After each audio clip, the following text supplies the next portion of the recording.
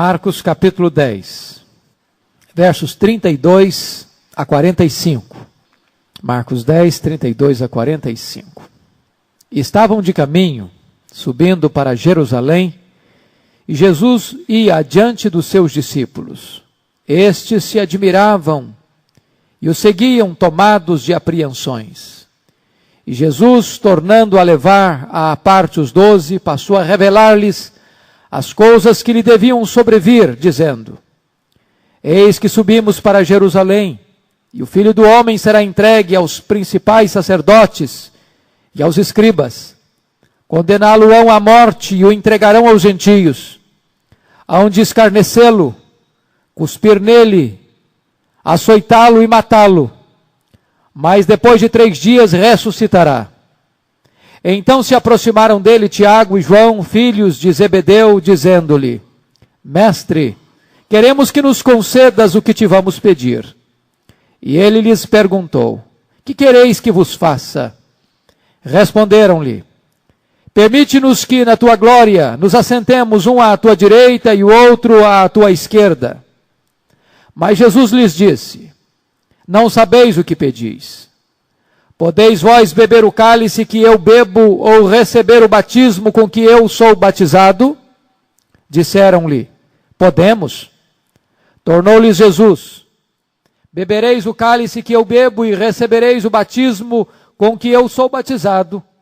Quanto, porém, ao assentar-se à minha direita ou à minha esquerda, não me compete concedê-lo, porque é para aqueles a quem está preparado. Ouvindo isto, indignaram-se os 10 contra Tiago e João. Mas Jesus, chamando-os para junto de si, disse-lhes: Sabeis que os que são considerados governadores dos povos têm-nos sob seu domínio, e sobre eles os seus maiorais exercem autoridade. Mas entre vós não é assim. Pelo contrário, quem quiser tornar-se grande entre vós, será esse o que vos sirva. E quem quiser ser o primeiro entre vós, será servo de todos. Pois o próprio Filho do Homem não veio para ser servido, mas para servir, e dar a sua vida em resgate por muitos. Amém. Nós vamos meditar sobre o tema: a maior marcha da história. A maior marcha da história. Certamente aconteceram muitas importantes, decisivas e famosas marchas ao longo da história. Algumas delas marchas de soldados, exércitos, desfraldando bandeiras, com as suas armas em punho, em grandes batalhas e famosas conquistas. Outras marchas, talvez importantíssimas, marchas de estudantes, reivindicando seus direitos, abrindo fronteiras na área dos direitos humanos, que tantas delas estão pontilhadas e registradas na história.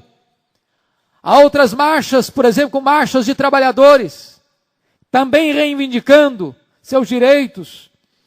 Esta marcha, entretanto, aqui descrita, feita por Jesus, seus 12 discípulos, quem sabe uma pequena multidão que o acompanhava, certamente é a marcha mais importante da história da humanidade. Esta é a caminhada decisiva. E esta marcha começa lá na Galileia, passa pela Pérea, pela região da além do Jordão, está prestes a cruzar a cidade de Jericó, rumo à cidade de Jerusalém. E ao longo desta jornada, desta marcha, desta caminhada, é que acontece o fato aqui registrado pelo evangelista Marcos. Eu poderia descrever esta marcha como a marcha dos contrastes. Jesus sobe para Jerusalém corajosamente.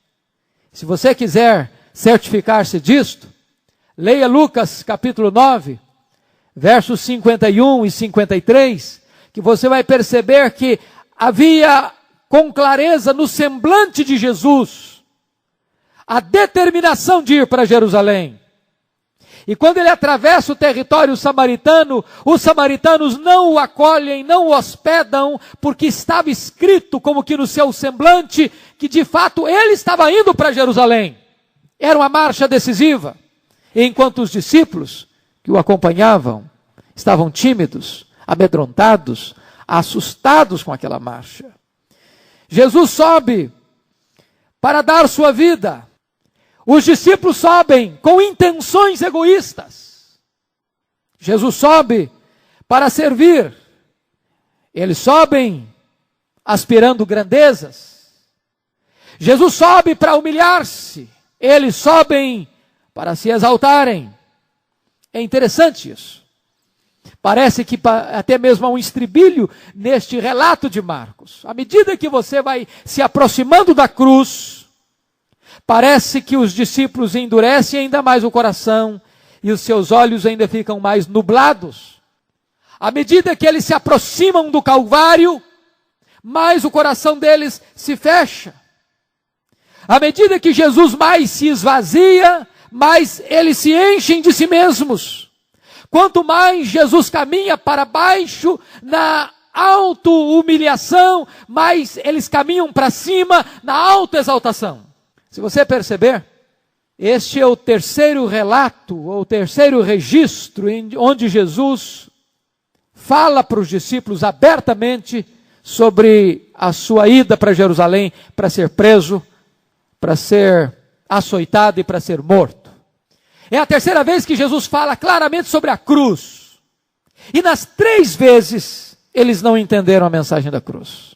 Da primeira feita, está registrado lá em Mateus 16, Jesus Cristo, depois de ouvir dos discípulos de que ele era o Cristo, disse para eles: importa que o Filho do Homem seja entregue e sofra nas mãos dos pecadores. E diz a Bíblia que Pedro chama-o à parte e passa a reprová-lo, tentando desviá-lo do caminho da cruz. A segunda vez que Jesus fala de que ele ia para Jerusalém para ser preso e morto, diz o texto bíblico que no contexto os discípulos estavam discutindo quem era o maior dentre eles. Agora, quando Jesus fala sobre a ida para Jerusalém, e agora com mais detalhes, porque até então Jesus não tinha falado para eles onde seria esse suplício, e agora diz para eles claramente que estão indo para Jerusalém, a cidade santa, e é lá na sede religiosa da nação que ele haverá de ser entregue, e de ser preso, e de ser açoitado, e de ser cuspido, e de ser condenado, e de ser morto. E é aqui, pela única vez, que Jesus diz que também ele seria entregue nas mãos dos gentios, ou seja, os judeus se mancomunam com os romanos para condená-lo à morte. Neste relato tão claro, tão explícito, diz a Bíblia, que Tiago e João, e segundo o relato de Mateus, a mãe deles, Salomé, certamente os 3, possivelmente chegaram como que numa comitiva, com um pedido para Jesus: mestre, senhor, temos um pedido a fazer. E Jesus perguntou: o que quereis que vos faça? E a mãe de Tiago e João, e eles mesmos disseram: que na tua glória, um dos meus filhos se assentem do lado direito e outro lado esquerdo.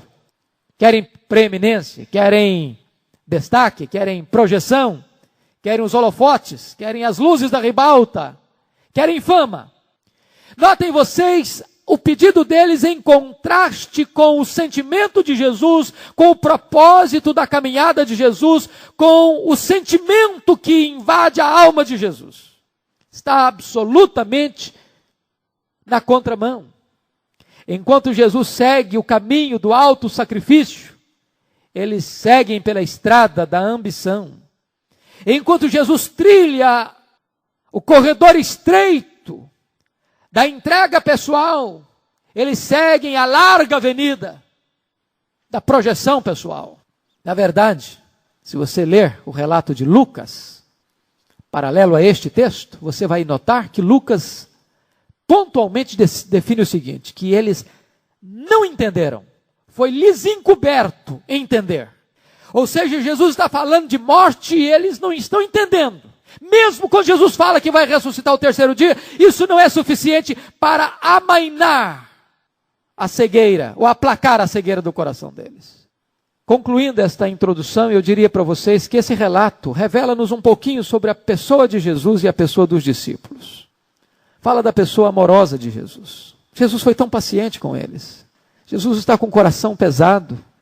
Ele está indo para Jerusalém e ele sabe o que espera ele: a morte, o sofrimento.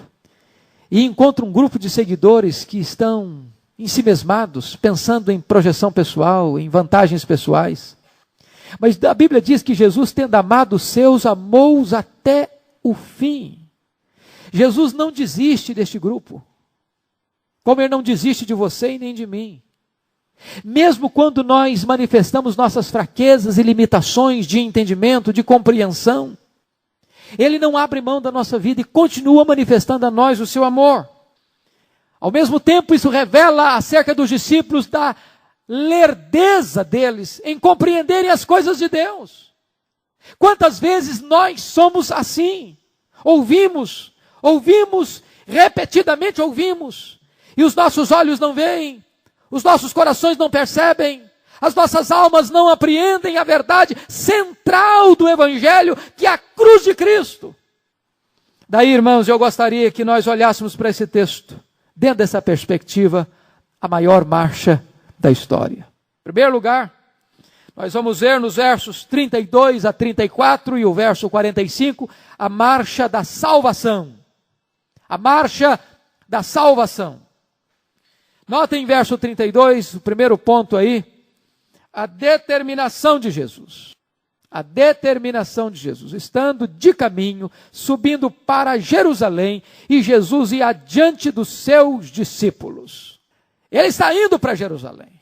Você lendo os textos paralelos, você vê que não é apenas uma ida casual, fortuita. É uma ida deliberada, proposital, decidida, calculada, programada, determinada. E desta forma ele está nos ensinando que a cruz não foi um acidente, foi um apontamento, foi um decreto. Cristo, na verdade, não foi morto, ele morreu. Na verdade, ele se entregou. Não há nada de desconhecido e não há nada de oculto na morte de Cristo. De fato, ele veio para morrer. E ninguém pode demovê-lo deste plano, nem Satanás na tentação, nem a sedução da multidão querendo fazê-lo rei, nem a agrura do Calvário, do sofrimento da cruz, o deteve deste caminho. A Bíblia diz que ele marcha para Jerusalém com tal determinação, como um rei caminha para a sua coroação. É só você ler João 17:1. Pai, glorifica o teu filho. Ele entende que a cruz é a glorificação, é a exaltação, porque é no trono da cruz que ele desbanca o diabo e as suas hostes.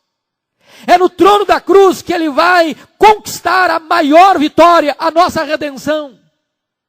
É na cruz que ele vai dar o golpe total de derrota em Satanás, esmagando a cabeça da serpente. Então a cruz para ele não é o lugar de vergonha, de opróbrio, de derrota, de fracasso. É o lugar da sua mais gloriosa vitória. E por isso ele caminha decisivamente, vitoriosamente. Você vai perceber a segunda coisa, em destaque no texto, ainda no verso 32, preste atenção aí, que diz o texto: e Jesus ia adiante dos seus discípulos. A liderança de Jesus. O que significa isso, que ele ia adiante? Não havia nenhuma timidez, nenhum temor, nenhum medo, nenhuma insegurança, nenhuma indecisão.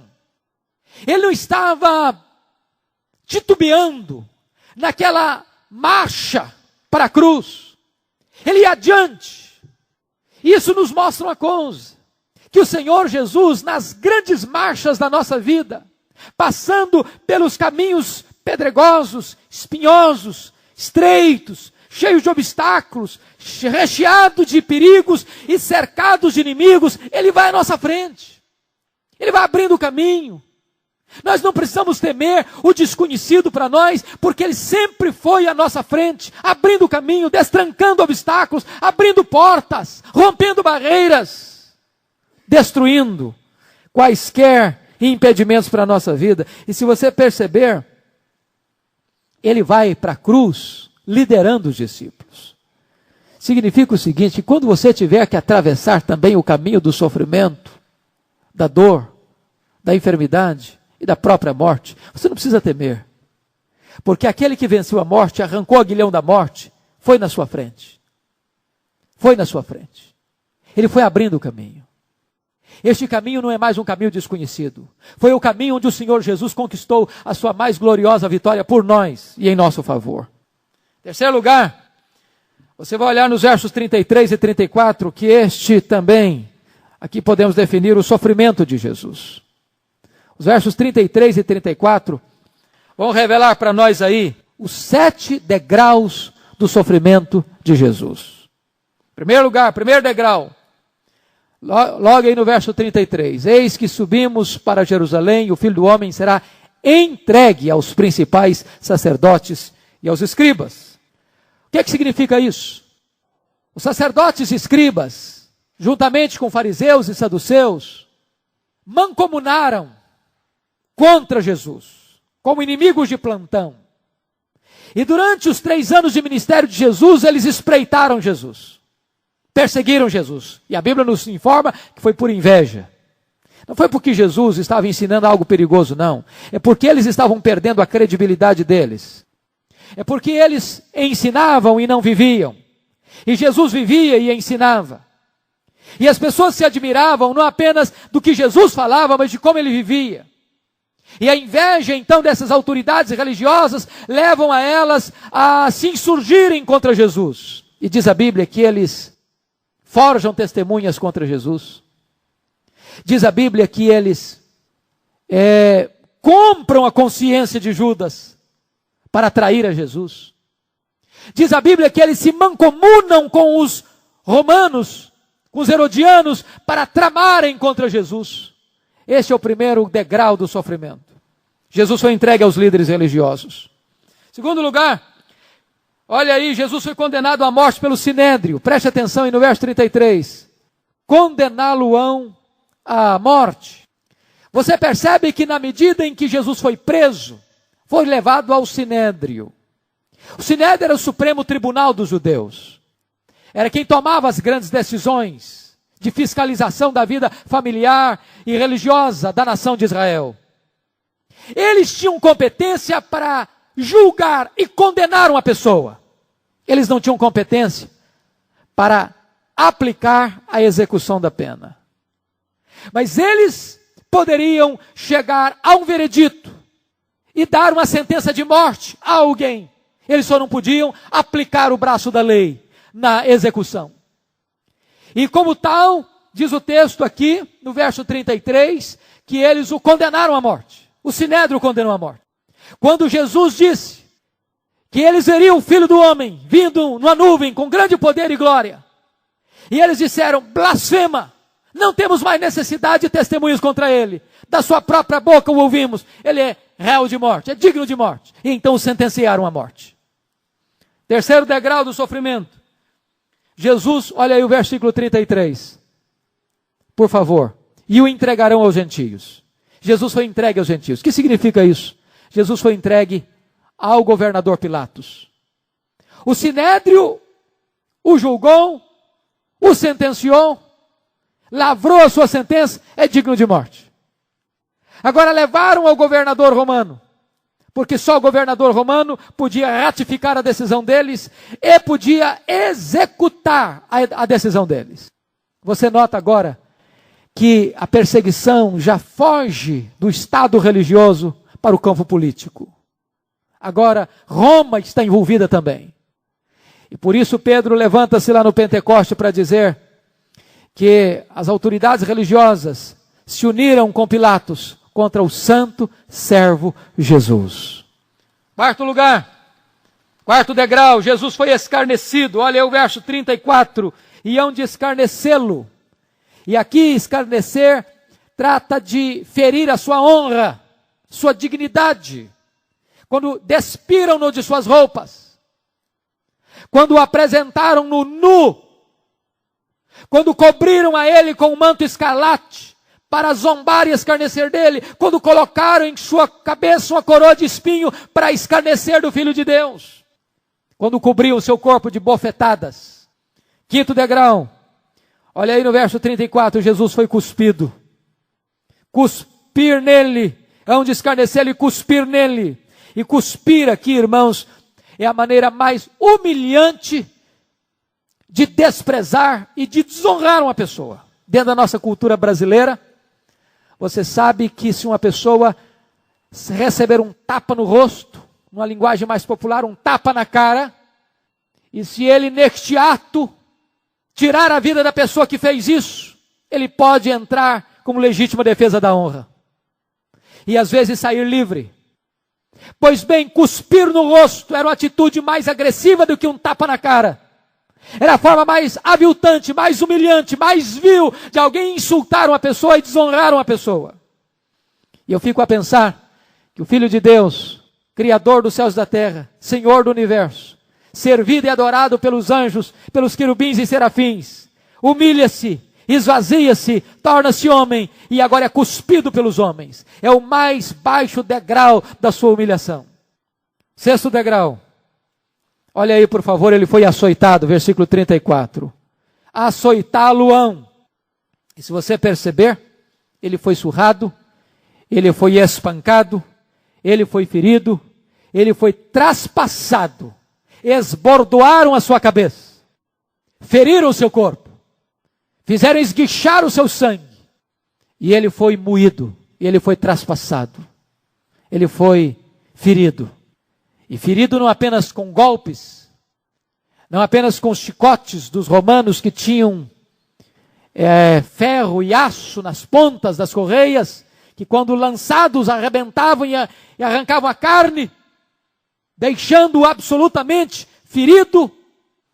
Mas a palavra de Deus nos diz que a agressão mais profunda, mais dolorosa, é que a Bíblia diz que ele foi traspassado, foi moído pelos nossos pecados, pelas nossas iniquidades. Esta foi a dor mais profunda que o Filho de Deus sofreu. E o sétimo degrau, está aí no verso 34, diz: açoitá-lo-ão, ou açoitá-lo e matá-lo. Eles o mataram. Jesus foi morto. Jesus morreu. Judeus e romanos se uniram, se mancomunaram para condenar Jesus à morte e morte de cruz. Mas vamos ver, meus irmãos, outro aspecto desta marcha da salvação. Quarto lugar é a morte expiatória de Cristo. Olha o versículo 45. Pois o próprio Filho do Homem não veio para ser servido, mas para servir e dar a sua vida em resgate por muitos. Note você que Jesus agora relata não o fato da sua morte, mas o propósito da sua morte. Ele descreveu com detalhes vívidos como ele morreu, como foi o seu calvário, como foi sua via crucis. Mas agora no verso 45 ele revela para nós por que ele morreu, para que ele morreu, com que intenção ele morreu, com que propósito ele morreu, qual a causa da sua morte. Se você notar, ele não morre como um mártir, ele morre como redentor. Ele não é arrastado à força para um patíbulo, ele voluntariamente se entrega. Ele não foi surpreendido por uma trama, embora tramaram contra ele. Ele vai deliberadamente para o Calvário. Agora diz o texto que ele deu a sua vida em resgate de muitos. Essa palavra resgate aqui significa você libertar um escravo ou um cativo mediante pagamento de um resgate. Quando Cristo foi à cruz, é muito importante entender isso, porque é uma das doutrinas essenciais do Evangelho, a doutrina da expiação. Existem duas correntes bem distintas sobre a questão da expiação no mundo evangélico. A vertente calvinista e a vertente arminiana. Na vertente arminiana se crê que Jesus foi à cruz e morreu para possibilitar a nossa salvação. Ele morreu por todos, para que aqueles que quiserem sejam salvos. Deixando, obviamente, dentro dessa vertente hermenêutica, a escolha dessa salvação para o homem. Então, o homem que escolhe ou deixa de escolher, recebe ou deixa de receber, aceita ou rejeita. Esta é a expiação potencial de Cristo. Então, o que Cristo fez na cruz foi morrer, possibilitando a redenção para aqueles que quiserem. Esta é a vertente arminiana. A interpretação calvinista da redenção ou da expiação é diferente. A visão reformada crê o seguinte, que Cristo não morreu para possibilitar a nossa redenção, mas Cristo morreu para efetivamente nos redimir. Não para possibilitar, mas para nos redimir. Porque a morte dele foi vicária. Vicária. O que significa que a morte dele foi vicária? Que a morte dele foi substitutiva. Ele morreu pelas suas ovelhas. Ele morreu pela igreja. De tal maneira que, como ele deu a sua vida por nós, ele levou sobre si o castigo que nos traz a paz. Ele carregou sobre o seu corpo os nossos pecados. Ele morreu levando sobre si a condenação que devia cair sobre nós. Quando ele morreu, ele levou sobre si a nossa morte. De tal forma que aqueles por quem ele morreu hão de ser alcançados por esta redenção. Neste plano perfeito, completo e eterno de Deus, que planejou na eternidade, que escolheu na eternidade, que chamou no tempo, que remiu no tempo, e que agora mantém esta obra da redenção pela perseverança. Nós temos agora o selo do Espírito Santo de Deus. Aqueles por quem Cristo morreu, efetivamente, esses serão remidos pelo Senhor. Daí, o texto vai nos informar que Jesus deu a sua vida em resgate de muitos. Não disse resgate de todos, porque se nós afirmássemos que ele morreu para resgate de todos, e se nem todos forem salvos, nós vamos ter que admitir que o resgate dele não foi eficaz. Que o resgate dele não foi completo, não foi perfeito, não foi capaz de atingir o seu propósito. Então o texto está dizendo que ele morreu, que ele deu a sua vida para resgate de muitos. A sua vida em resgate por muitos. Você vai perceber outra coisa importante aqui. A quem foi pago esse resgate? A quem foi pago esse resgate? Orígenes achava que esse resgate foi pago a Satanás. E hoje, se você lê muita literatura que está presente no mercado evangélico, mostra essa mesma coisa. Que no momento em que Adão e Eva pecaram lá no Éden, que nós demos para Adão e Eva um certificado de direito a Adão e Eva de possuir o homem, de dominar a terra, de ser dono de tudo. De tal maneira que a redenção, então, é um preço que se paga para Satanás nos tirar, nos libertar e nos disponibilizar para Deus. A Bíblia não diz isso. Não há nenhum pagamento de resgate a Satanás. Isso é um equívoco. Isso é até uma heresia que foi ensinada por Orígenes, um dos pais da igreja. Este pagamento ele é feito a Deus. Está claramente escrito isso lá em Romanos capítulo 3, versículos 23 a 25. O homem violou a justiça de Deus. O homem transgrediu a lei de Deus. O homem está em débito com Deus. Em débito com Deus. E o que Cristo fez? Ele pagou essa dívida. Ele nos tornou quites com a lei de Deus e satisfez plenamente a justiça de Deus. De tal maneira que ele morreu para a propiciação dos nossos pecados. De tal maneira que o sangue de Cristo vertido na cruz remove de sobre nós a ira de Deus, porque Deus é santo, porque Deus é justo, porque Deus não pode tratar o nosso pecado com beneplácito e com prazer. O nosso pecado merece o reto juízo de Deus, a condenação de Deus. Então ele vai e morre por nós, satisfaz a justiça, cumpre a lei, e desta maneira ele nos torna quites com a lei, plenamente satisfeitos com a justiça, e desta maneira esse resgate é pago. É pago. E nós estamos quites com a lei, com a justiça, e reconciliados com Deus, e justificados diante de Deus. Então a morte de Cristo, ela é expiatória. Finalmente, esse texto vai nos falar sobre a vitória de Jesus sobre a morte. Olha aí, por favor, o versículo 34, que o finalzinho diz lá, depois de 3 dias, ressuscitará. Assim como o sofrimento de Cristo foi claramente previsto pelos profetas e dito pelo Senhor Jesus aos seus discípulos, a sua ressurreição também foi prevista por ele, anunciada por ele e antecipada por ele. De tal maneira que você e eu não precisamos temer a questão da morte, porque a morte teve o seu aguilhão arrancado, a morte foi vencida, a morte teve o seu poder quebrado, a morte morreu na morte de Cristo, e ele conquistou para nós a imortalidade. Isso significa que a morte não tem mais a última palavra. Isso significa que quando nós vamos depositar um ente querido nosso na tumba, nós não precisamos ser como aqueles que não têm esperança. Nós não precisamos dizer adeus. Nós não precisamos pensar, acabou, nunca mais. Nós temos esperança, porque Cristo venceu a morte, porque Ele triunfou sobre a morte, porque Ele arrancou o aguilhão da morte, porque Ele matou a morte, e porque Ele agora nos deu imortalidade. Porque Ele vive, nós também podemos viver.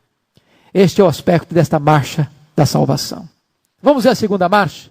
A marcha da ambição. Versículos 35 a 38. E a primeira coisa que você vai notar é um pedido egoísta. Eles chegam para Jesus, diz aí o verso 35, Mestre, queremos que nos concedas o que te vamos pedir. Tiago e João. Que na tua glória nós nos assentemos, um à tua direita, outro à tua esquerda.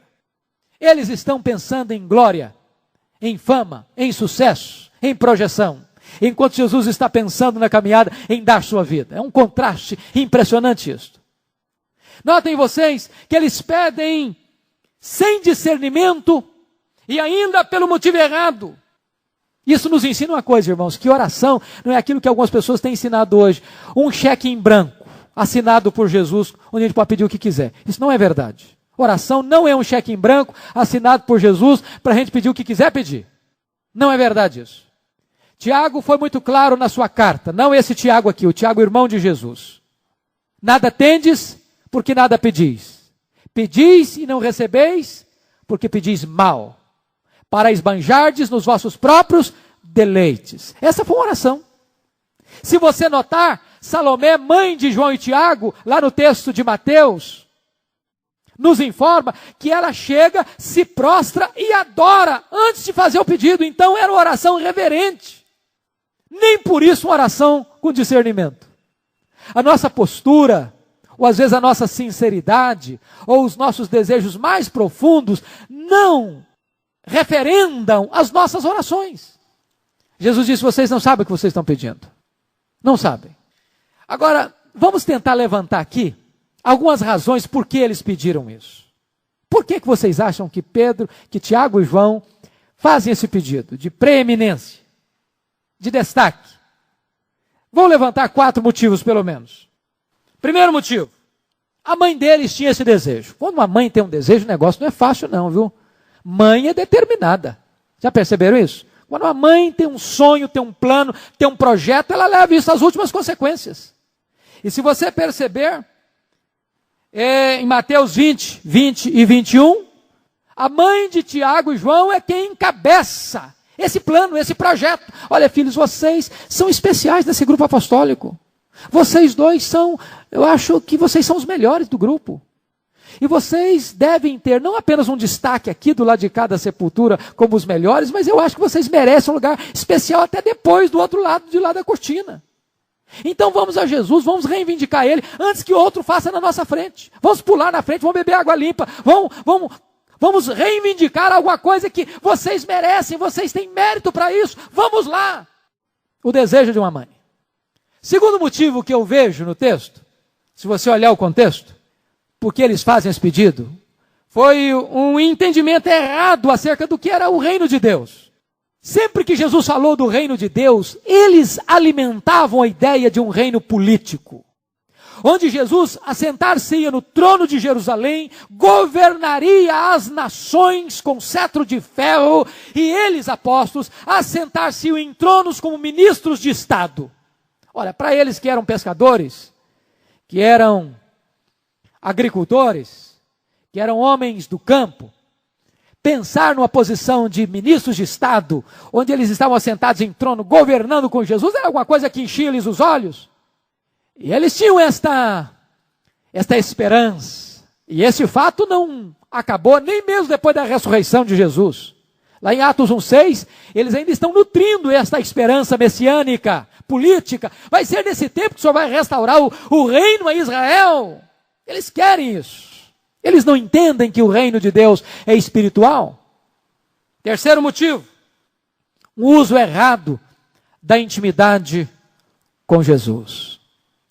Se você perceber, Jesus tinha uma intimidade muito especial com 3 dos discípulos, Pedro, Tiago e João.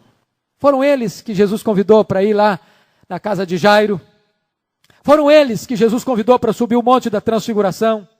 Foram eles que Jesus convidou para ficarem mais perto dele no jardim do Getsêmani. E talvez os 2 irmãos, Tiago e João, disseram, olha, nós já somos íntimos de Jesus. Ele já tem uma preferência por nós. Ele já tem uma caída por nós. Ele tem uma predileção por nós. Então, vamos chegar para ele e vamos pedir. É aquela pessoa que aproveita de uma posição de intimidade para tirar proveito da relação. É o que eu chamaria de uma relação utilitarista.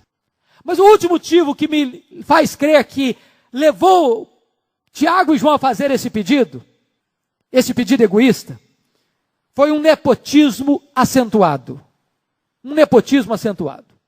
Se você ler os evangelhos, nos textos de Mateus 27, 56, Marcos 15, 40 e João 19, 25, você vai depreender que Salomé, mãe de Tiago e João, era irmã de Maria, mãe de Jesus.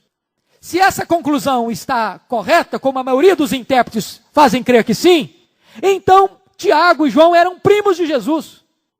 Se eram primos de Jesus, eles querem tirar proveito desta relação familiar. É um nepotismo. Eles então querem aproveitar esse laço familiar para buscar vantagens pessoais. E aí Jesus responde para eles dessa seguinte maneira. Versículo 38. Mas Jesus lhes disse, não sabeis o que pedis. Podeis vós beber o cálice que eu bebo ou receber o batismo com que sou batizado? Disseram-lhe, podemos. Podemos. E aqui uma resposta sem entendimento. Se você perceber, tanto o pedido deles, quanto a justificativa deles, foi desprovida de discernimento. Quando eles disseram, podemos, eles não entenderam o que Jesus estava querendo falar por cálice e batismo. O que é que Jesus queria dizer sobre beber o cálice, o meu cálice, e receber o batismo com que sou batizado? Eles estavam pensando, quando fizeram o pedido, no trono. Jesus estava pensando na cruz. Eles estavam pensando em sucesso. Jesus estava pensando em sacrifício. Eles estavam pensando em holofotes. Jesus estava pensando em noite escura e sombria, onde o sol se envergonhou e cobriu a sua face, em pleno meio-dia. Eles estavam pensando em domínio. Jesus estava pensando em rendição. Eles estavam pensando em sucesso. Jesus estava pensando em Calvário. Quando Jesus disse que vocês podem beber porventura o cálice que eu bebo e serem batizados com o batismo com que sou batizado, Jesus está se referindo aí ao seu sofrimento vicário, ao seu sofrimento único, ao seu sofrimento exclusivo, que nenhum ser humano é capaz de poder partilhar com Cristo. Há um sofrimento de Jesus que nenhum de nós pode partilhar. A morte de Cristo na cruz foi um sofrimento só dele. Nós não podemos cooperar com ele, não podemos participar com ele, aquele sofrimento foi só dele. Ele levou sozinho, sobre si, o peso do nosso pecado. O cálice que ele disse no Getsemane, Pai, se possível, passe de mim este cálice, mas se não for do teu agrado, faça-se a tua vontade. E ele bebeu sozinho este cálice, o cálice da ira de Deus contra o meu e o seu pecado. Ninguém pode participar desse sofrimento de Cristo. Eles não entenderam. Obviamente, há um outro sofrimento que não é vicário. E desse sim eles podiam e efetivamente participaram. Por isso Jesus disse aqui, olha por favor, no versículo 39. Disseram-lhe: podemos. Tornou-lhe Jesus: bebereis o cálice que eu bebo e recebereis o batismo com que eu sou batizado. Obviamente Jesus não está falando aqui do sofrimento vicário. Ele está falando aqui que eles então certamente passariam por uma estrada de sofrimento. Tanto foi fato que esse Tiago foi o primeiro apóstolo a ser martirizado, morto à espada por ordem de Herodes.